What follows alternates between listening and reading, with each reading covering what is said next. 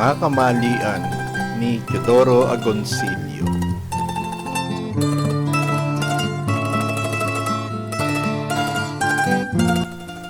Sa unang bahagi ng episodong ito, nakita natin kung paano hindi kinilala ni Agoncillo ang resulta ng asembleya sa Imus noong Disyembre 31, 1896 na nagtatag ng Haring Bayang Katagalugan at nagtalaga sa Supremo Bonifacio bilang Pangulo ng kataas-taasang kapulungan na may kapangyarihang mamili ng mga delegado upang bumuo ng isang konstitusyon at iba pang atas na gagabay sa himagsikan at sa buong bansa matapos ang himagsikang ito.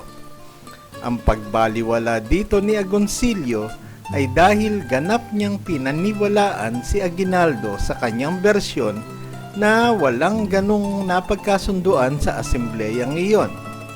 Bagay namang taliwas sa sinasabi ng tatlong dumalo doon na sina Andres Bonifacio, Artemio Ricarte at Santiago Alvarez. At para lang patas, ang ganitong pagtataya ay nasa karapatan pa ng sinumang mananaliksik o manunulat. Bagamat ang mga naging tanong ni Agoncillo kina Bonifacio at Ricarte ay medyo magaan o pipitsugin lang. Pero sa mga sumusunod na talakayan ay magpapatunay na may malaking problema kay Agoncillo bilang mananaliksik na alagad ng siyensya. Sa kanyang talakayan sa pahayagang kalayaan ng Katipunan na nagpasiklab ng himagsikang 1896 dahil sa marugdob na nilalaman nito na nagpasiklab ng damdamin ng sambayanan at nagpaapaw sa kasapian ng Katipunan ng mga bagong kasapi na ayon sa ilang mga tala ay hindi bababa sa 30,000 katao, makikitang naglaan ng 2 pahina si Agoncillo sa pagtalakay dito. Ito ay makikita sa pahinang 82 at 83 ng librong yaon. Pero sa gitna ng mga talakayang iyon, ang lubhang nakapagtataka ay wala siyang binanggit ni isang salita man lang sa pinakamakapangyarihang sanaysay sa lahat ng sulatin doon. At ito ay wala ng iba kundi ang manifestong may pamagat na ang dapat mabatid ng mga Tagalog na sinulat ng isang nagngangalang Agapito Bagumbayan na walang iba kundi ang Supremo Andres Bonifacio. Kung sasangguniin ang subject index ng librong The Revolt of the Masses, ay matatagpo ang wala ni isang banggit ang makapangyarihang sanaysay na ito tulad ng Haring Bayang Katagalugan. Napakalaking kamalian ang kawalang ito. Bakit maiwawalang bahala ng isang autor tulad ni Agoncillo ang kawalan ng pansin sa sanaysay na ito na nagsindi sa mitsa ng himagsikan noong mga panahong iyon? Paano niya kaya naisip na pwede niyang idedma ang sanaysay na iyon? Walang paliwanag sa bagay na ito si Agoncillo sa kabuuan ng librong The Revolt of the Masses. Pero ang nakapagtataka ay makikita sa subject index na ito na pinansin niya at itinala ang di gaanong pinapansin at walang masyadong kinalamang sanaysay ni Pedro Paterno na may pamagat na La Antigua Civilización Tagalog. Sus Mariosep, napakahiwaga talaga ang ginawang ito ng pambansang alagad ng siyensya na si Teodoro Agoncillo. Pero may iba pang hiwagang ginawa si Agoncillo bukod dito.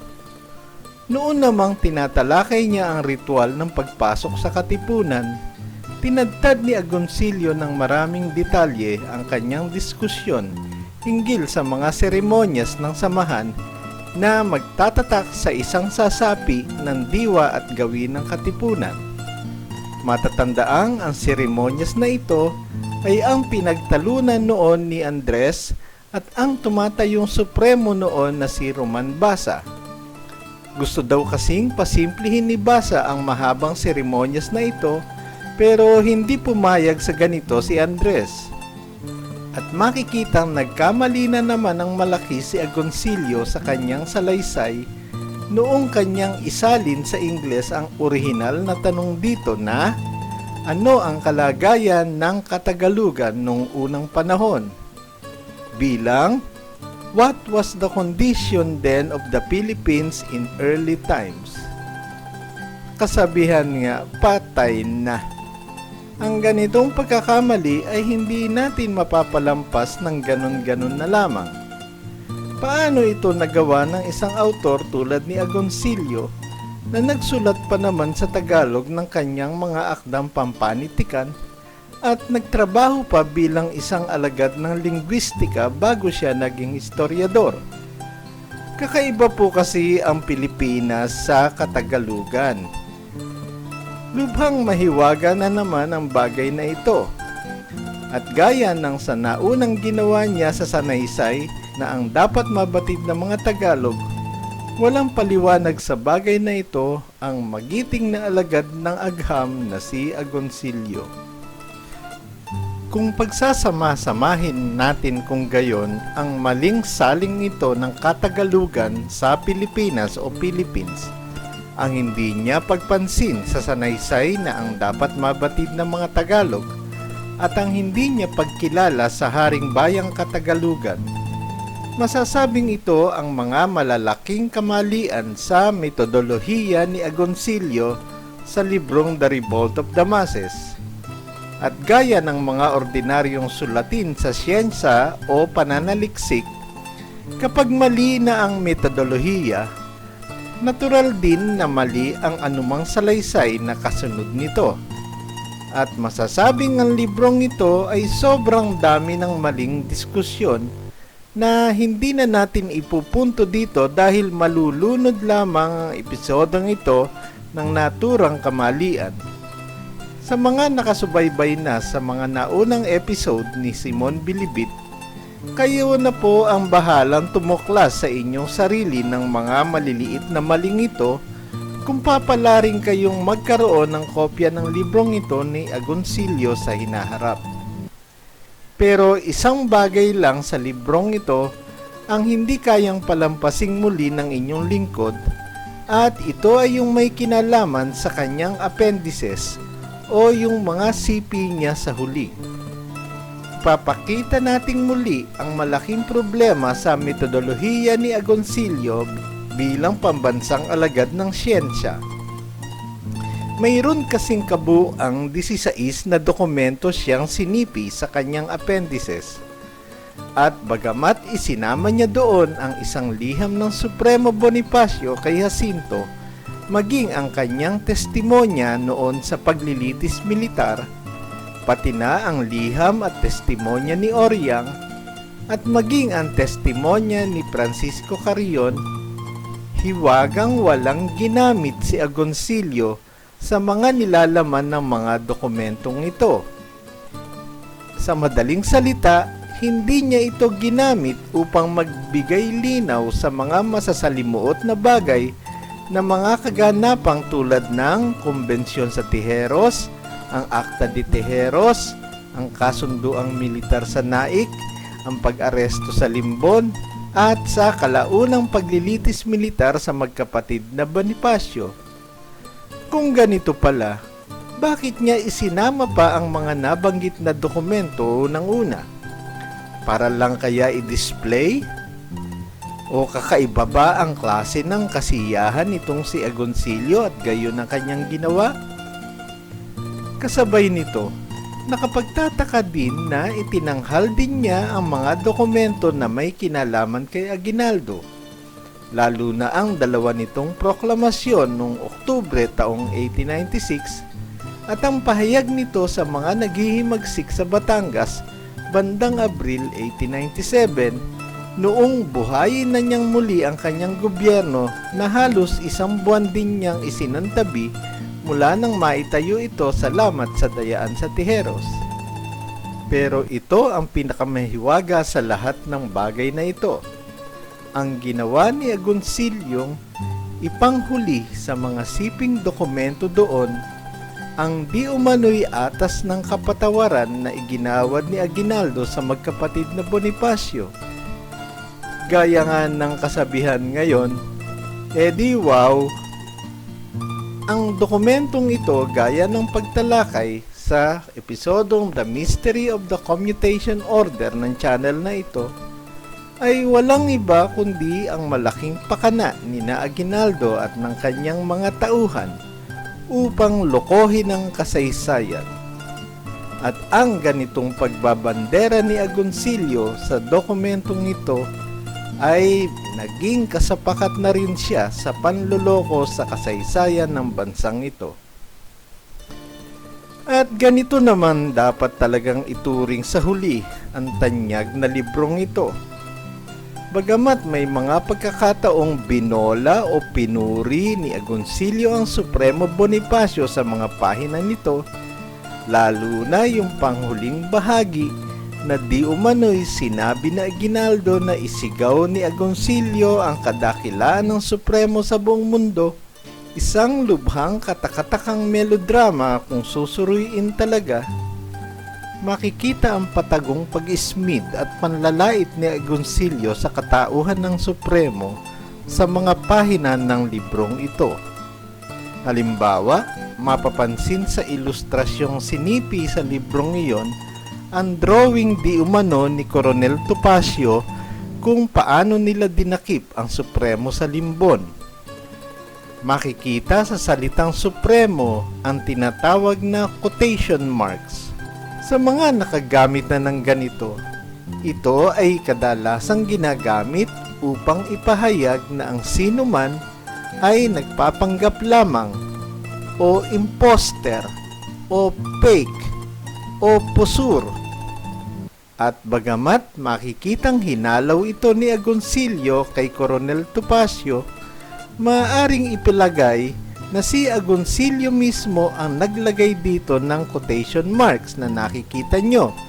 Dahil noong panahong iyon, ang mga nakapag-aral at edukado tulad malamang ni Coronel Topacio ay hindi bihasa sa Ingles, kundi sa Espanyol. At kung orihinal naman na may ganitong kudlit nga ang salitang Supremo sa orihinal na drawing ni Topacio, marapat lang dapat sanang itinama ito ni Agoncillo kung hindi siya sumasang-ayon dito. Ano pa man, kaya si Agoncillo mismo o kaya kinunsinti niya si Topacio, sa ganitong maliit na detalye lumalabas ang totoong pagtataya ni Agoncillo kay Andres Bonifacio na isang taong mapagpanggap lamang, isang taong nadala lamang sa salita ang sambayanan, isang taong wala naman talagang karapatang mamuno sa gobyerno o sa himagsikan. Narinig na natin ang ganitong pangmamaliit kay Supremo Bonifacio mula kay Daniel Tirona. Pero hindi lang kay Tirona galing ang mga ganito ng malaon.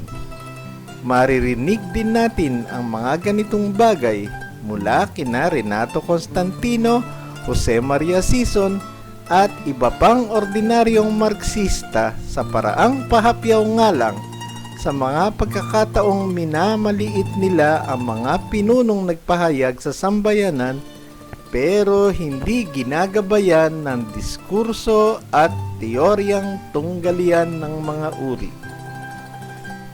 At dito marahil ipinapahayag ni Agoncillo ang kanyang pagtaas ng kilay sa Supremo Bonifacio, kaya hindi niya isinama sa kanyang mga siniping dokumento sa appendix ang sanaysay nitong ang dapat mabatid ng mga Tagalog, at sa halip ay inuna niya doon ang konstitusyon ng La Liga Pilipina. Ano pa man ang katotohanan sa mga hinagap na ito ni Simon Bilibid, mayroong pagkakamali si Agoncillo sa librong ito na hindi mapapasubalian ninuman. At bagamat hindi lubos na alam ni Simon Bilibid kung ang bagay na ito ay naipunto na ng ibang manunulat sa ibang panahon, Gayunpaman ay kailangang ipunto ang kamaliang ito sa kasalukuyan. At ito ay may kinalaman sa salaysay ni Agoncillo sa pahina 198 hanggang 199 kung saan tinalakay niya ang pagdating ng Supremo Bonifacio sa Cavite bandang huling bahagi ng taong 1896. Sa dalawang pahinang ito, binanggit ni Agoncillo na isa sa mga sumalubong sa Supremo ang marangal at magiting na Tirona. Si Candido po, hindi si Daniel, na di umano ay bahagi ng pangkat na nagbunyi sa kanyang pagdating. At bagamat may pagtatalo pa kung kailan talaga dumating ang Supremo sa Cavite, ano pa mang araw iyon, kay huling bahagi ng Nobyembre o unang linggo ng Disyembre, dapat ipunto na noong mga araw na iyon ay matagal ng patay si Candido na magiting na nasawi sa larangan ng digmaan sa Binakayan noong ika-9 hanggang ika-10 ng Nobyembre. At ang kamaliang ito ay hindi yung tinatawag na typographical lang o yung pagkakamali sa proseso ng limbagan, dahil kapag kinonsultang muli natin ang subject index ay makikitang nakatala pa doon ang kanyang pagtalakay sa pagdating na ito. Ibig sabihin ay kamalian talaga ito sa pagsasalaysay ni Agoncillo o yung tinatawag na factual error. At bigaya ng naunang kamalian ng pagkakawaglit o sin of omission sa diskusyon ng Haring Bayang Katagalugan o ng ang dapat mabatid ng mga Tagalog, ang pagkakamaling ito ni Agoncillo ay tuwiran at hayagang pagkakamali o sin of commission. Ano pa man, ang ganitong mga kamalian ay talaga namang magbibigay ng duda kung talaga bang marapat na ginawaran si Agoncillo ng karangalan bilang pambansang alagad ng siyensya ng bansang ito. Inaasahan ni Simon Bilibid na sa puntong ito ay malinaw na ang pinakamalaking kamalian ni Agoncillo na nabanggit sa dakong unahan ng episodong ito, na ang pangalawang pamagat na inilagay niya sa librong ito na di umano'y ito ang istorya ni Bonifacio at ng Katipunan ay tahasang mali, dahil ang mas nararapat na pamagat ay ang istorya ni Aguinaldo at ng Magdalo. Bagamat hindi naman niya itinago na ang pangunahing batayan niya dito ay si Emilio Aguinaldo, ang sinasabi niyang kanyang naisakatuparan sa librong ito ay ang tahasang kabaliktaran. Sinabi niya din doon kasi na ang librong kanyang naisulat ay nakapagbigay ng kaliwanagan sa mga nakatago at lubhang masilimuot na bahagi ng ating kasaysayan at naitama ang mga malalaking kamalian at malaking palagay sa ilang bahagi ng himagsikan. Ang masasabi na lang po sa puntong ito ay muli, di wow, baliktad yata po, Ginoong Agoncillo, dahil ang inyong libro ay nagpalabong lalo ng mga usapin noon, nagtago pa ng mahahalagang bagay, at iniligaw ang mga henerasyon ng intelektual, manunulat at mga estudyante sa daang ligaw na kasalukuyan pa ring tinatahak ng bansang ito. Sa huli, dapat ipunto na ang kanyang ganap na pagdepende at pagbatay sa bersyon ni Aguinaldo na hindi man niya kinwestiyon o tinimbang man lang na may konting pagdududa ang nagpahamak sa kanyang librong ito. Ang kanyang ginawa kasi ay maihahalin tulad sa isang autor na ininterview si Judas Iscariote at lubos na pinaniwalaan ang salaysay nito kung bakit ipinako sa krus si Jesus ng Nazaret sa Kalbaryo noong araw na yon. Buti na lang sana kung ang na-interview ni Agoncillo ay ang Judas Iscariote na nagsisina at iwinaksina ang salaping pilak na kanyang natanggap. Mas interesante sana ang kanyang naging libro. Pero ang na-interview ni Agoncillo ay ang isang Iscariote na hindi kailanman nagsisi sa kanyang kasalanan o di man kaya gumawa ng mga bagay upang mapatawad ang kanyang nagawang matinding krimen at kataksilan. Kung lalagumin po ang episode na ito para sa kapakanan ng mga estudyante at teacher na nakikinig, ganito po natin maihahambing ang sitwasyon.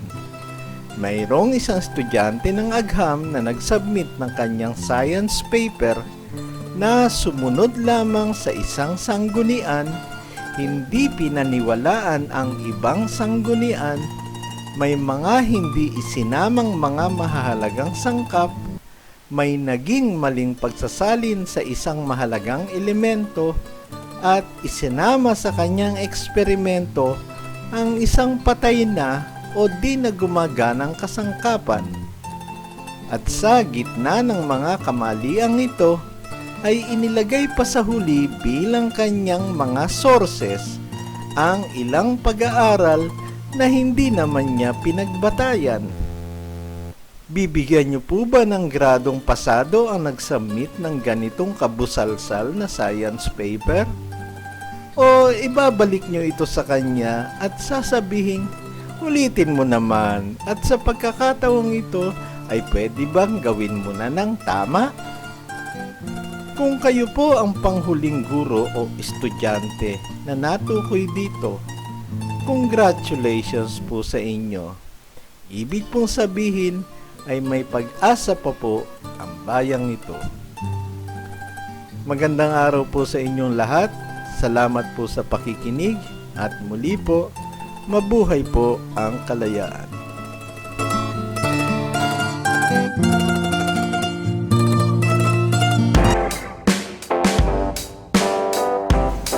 Kung nagustuhan niyo po ang talakayan sa episode na ito, pasuyo naman po sa like at subscribe buttons.